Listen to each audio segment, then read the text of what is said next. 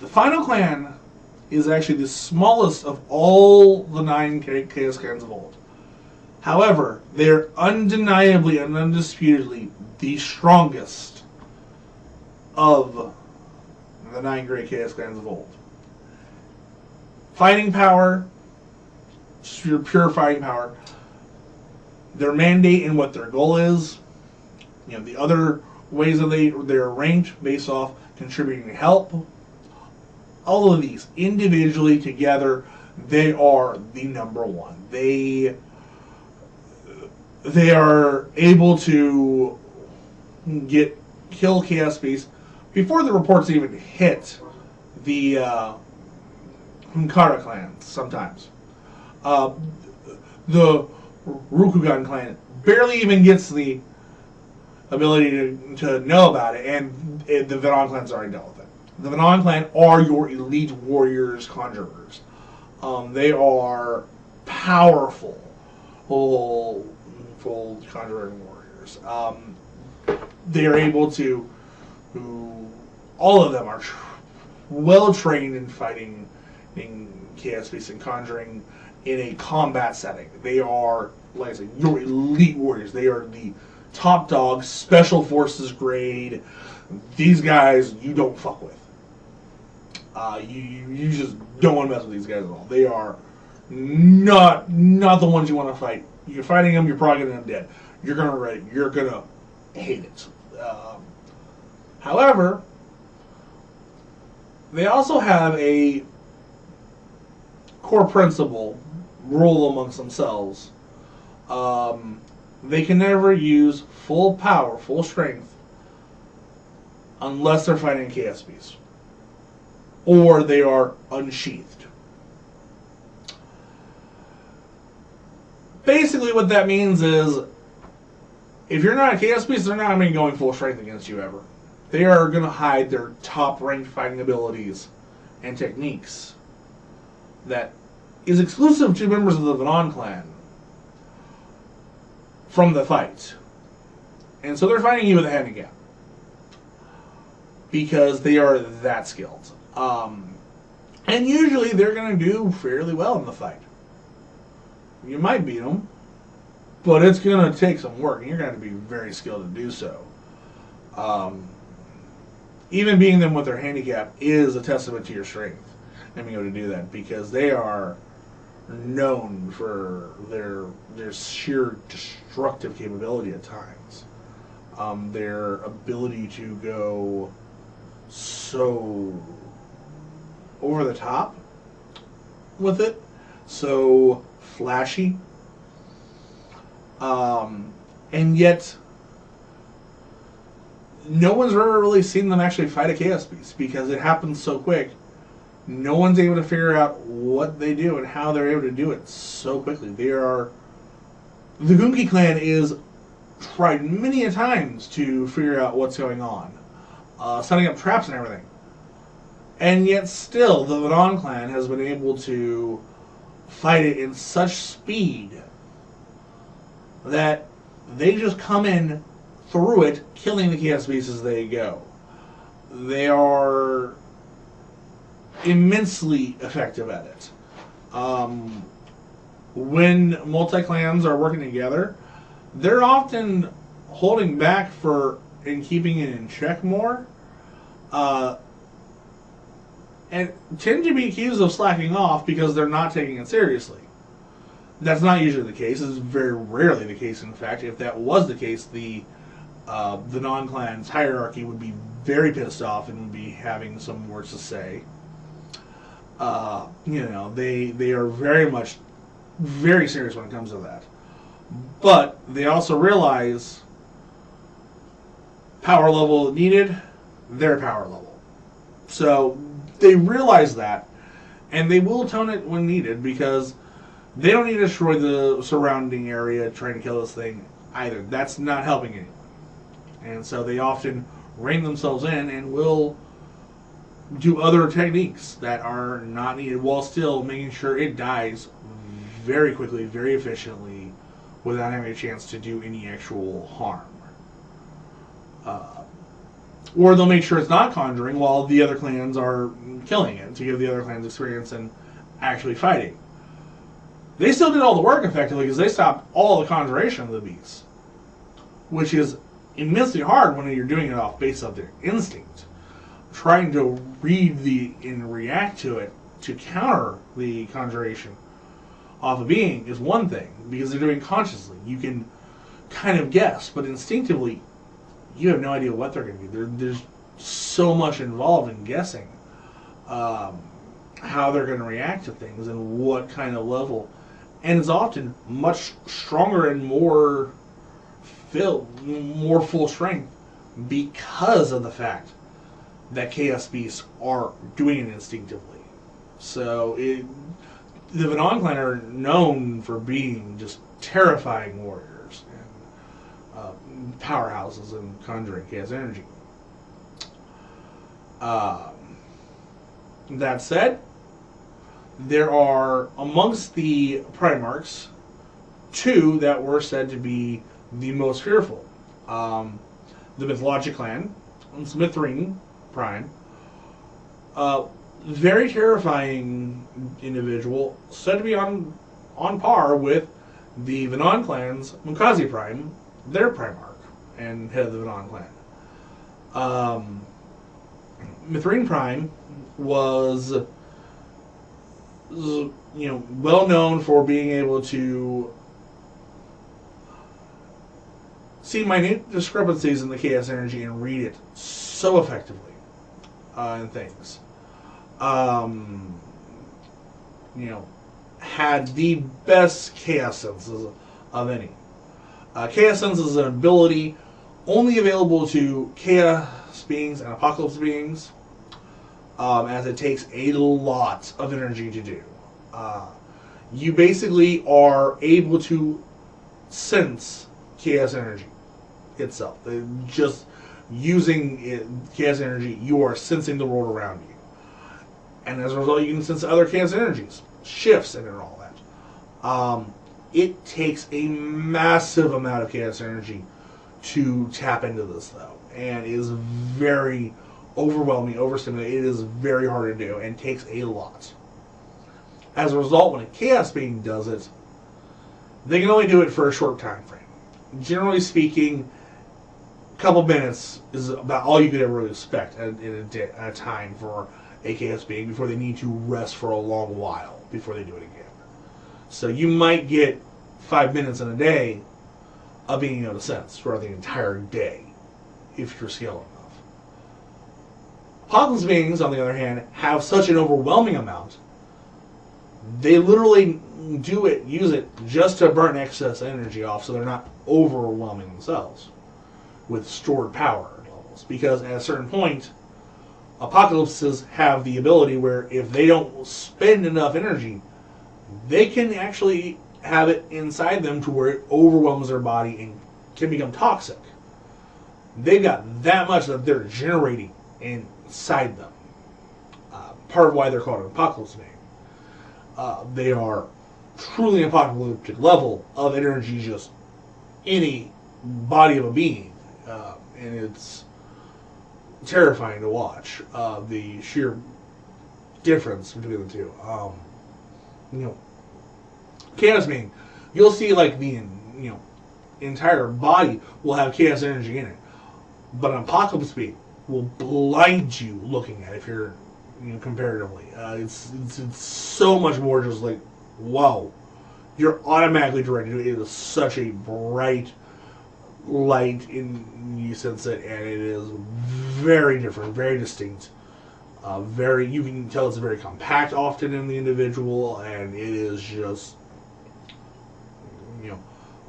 waiting to burst. It looks like almost like you're seriously concerned whether or not it might blow at any moment.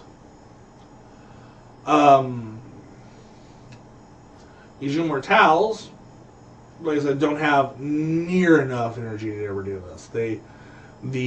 Even Zago, as the strongest, his spark is only the size of his heart. So decent size. That is really big. But it's still a spark the size of his heart. It's not enough to do that. You would need at that point a spark the size of human torso, at least, to the average grown adult torso, to have enough. And that's a big difference in area, and spark power to do that. So it takes a lot. Moving on to a bit more about modern day and the clans, and they don't do as much, like I said, nowadays. The Venon Clan's still your elite warriors, but they're more or less, most of the clans kind of tend to keep down low and work in the shadows a bit more. They're not as public front and center or well known. Part of that is because of 3 previous wars the Venon Clans had, on a terrifying scale. The first of which was the Demon Wars 1 and the Demon Wars 2. Then you have the Dragon Wars. These 3 wars were all horrible news for the Venon Clans as a whole. With the first Demon Wars, you had an individual known as Mytho, the Exiled Mythologic. Former member of the Mythologic Clan who had been exiled and was shunned by the Mythologic Clan as a whole, for basically being a fucked up psychopath.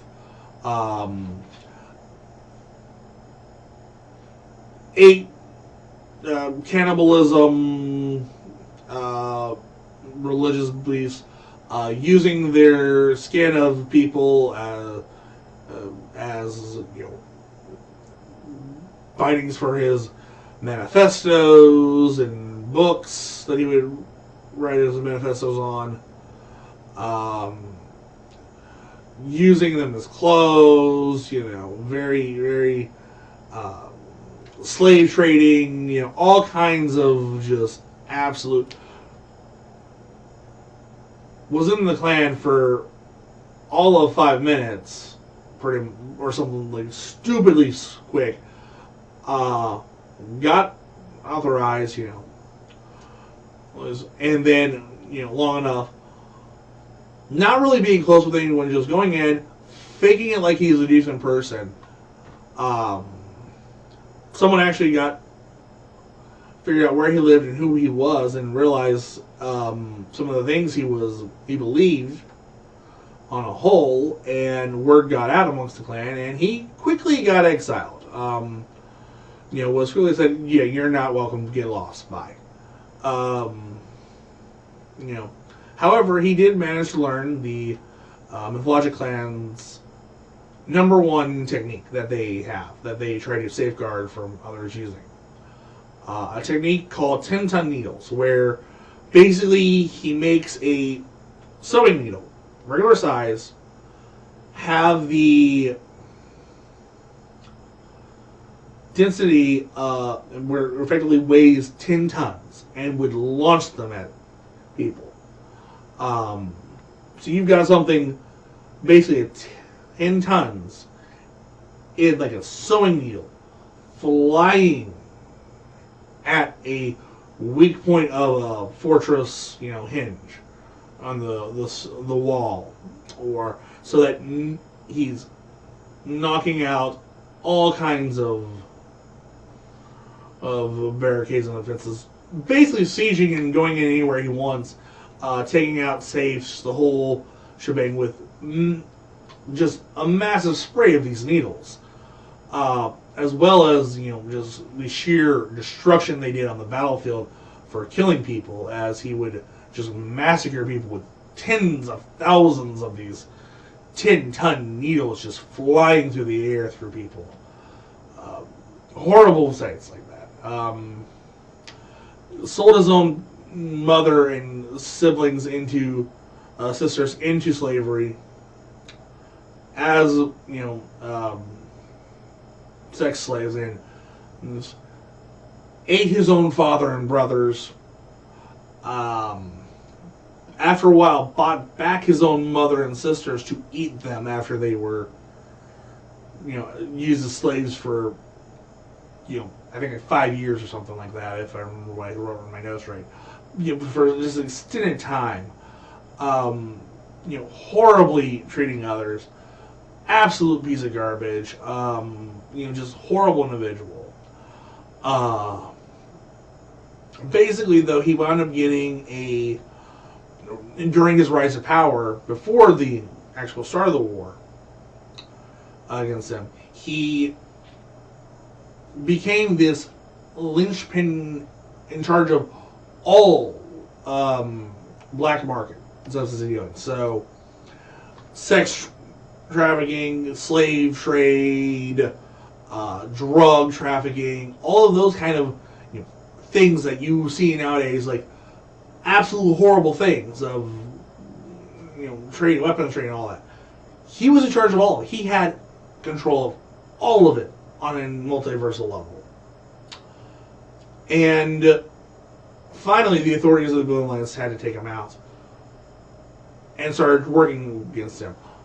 Unable to do so, leading to the point of literal declaration of war against him. And again, got their asses whooped. Between his 10-ton needles and, while no one actually supported him, there were plenty who were willing to try and backstab him, but he was so powerful at the time. Mind you, this was before Zago was the strongest Ezhune-Mortal, so this time he was the strongest Ezhune-Mortal known in existence. You've got, like I said, all of these factors going in. He had amazing fortifications to defend in,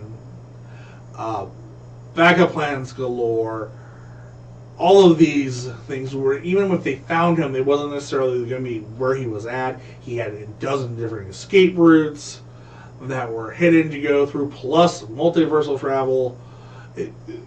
Pinning him down was a pain in the ass in Venon Lands. They were getting completely demolished. He was owning the war. Finally, however, an individual got fed up, had enough, and said, something's got to be done. The Venon Clan and saw what this guy was and exiled him, as is their custom. They did not actually deal with him. They should have dealt with him. So, the legendary hero Jagara took actions in his own manner, upon himself. Enlisted with the military, said, hey, here's what's going on, I'm going to go do this. Then said, here's where I'll be if you need me. Without even waiting for the response of his superiors, literally went, did it, brought back Mytho the Exiled with Logic, alive, bound and gagged with no spark, and a completely decimated battlefield. Multiple beings who were previously Ezhune-Mortal were no longer Ezhune-Mortal on that battlefield. Utter devastation. And basically just like, here, straight up what I'm doing, and when it did it, and then, okay, war's over. He was no longer required to continue on, despite the attempt of trying. Well, of course, from the fall of Mytho, the Exiled with Logic, rose other individuals take up little bits of his empire, because no one was able to rebuild fully to what he had, but they were at least able to get little bits, to the point where there were now the 50 Demon Lords, as they became known, who ran the whatever they could get of it, their little fractions of it. No one of them could ever do what he did on that level, and that was good. But the 50 Demon Lords basically kept the horrors going that were previously going. And thus eventually began the Second Demon Wars. The original Demon King, Myth of the Exile and Logic, and then his successor, the 50 Demon Lords. Those were Demon Wars 1 and 2. After a while, again, unable to actually pinpoint the individual 50 Demon Lords, they did good on smaller scales, but they just couldn't find the big bosses behind it. Legend Hero Jagara, again, walks in, gets involved, and says, alright, I'm done. It's time for this to end. And within the period of 2 hours, has contacted the Building Alliance with the location of the 50 Demon Lords, again, without sparks, where they were previously all Ezhune-Mortal. All 50 Ezhune-Mortal Demon Lords were no longer Ezhune-Mortal because they no longer had their spark that powers their Chaos Energy Conjuration. No one really was able to figure out how he did it. And finally, an individual approached him and said, okay, how are you doing that? To which Legend Hero Jagara simply replied, I use the power of harvest to harvest their spark and add their power to my own. I could give it to others, but I do not trust anyone well enough to give them that power. So, I will hold on to it to make sure it is not abused. And that is all he would ever really say on the matter. Not telling anyone how it works, when he was pressured, if there was another way. He simply was like, no, you are not authorized to know that information. You do not get to that. The potential devastation of being able to take the spark from another and give it to one who is not even Ezhune-Mortal, it has repercussions of grandiose precautions, and you are not trusted. I do not trust you enough to use that responsibly. So this will go with me to my grave.